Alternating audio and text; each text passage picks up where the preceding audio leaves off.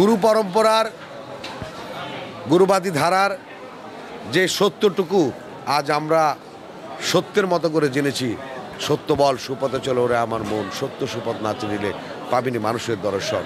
কিন্তু মানুষ ভজনার যে মন্ত্র ফকির লালন সাঁইজি 200 বছর আগে দিয়েছেন, সেই মন্ত্রটুকু আত্মস্থ থেকে আত্মস্থ করলে যেটি দাঁড়ায় সেটি হচ্ছে আসলেই সত্য এক দর্শন।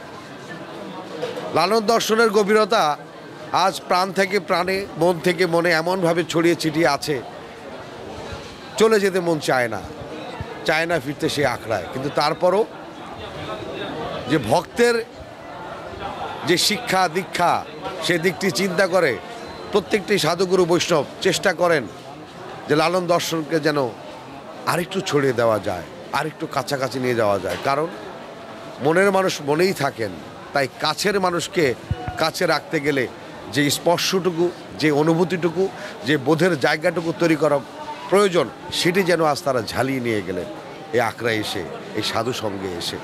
আমরা বিশ্বাস ও মন নিয়ে এতটুকুই বলবো, যারা এসেছি কিঞ্চিত প্রাপ্তিটুকু নিজের করে যেন রাখার চেষ্টা করি, যেন সাঁইজির দর্শনকে আরেকটু প্রাণবন্ত, আরেকটু জীবিত করার চেষ্টা করি।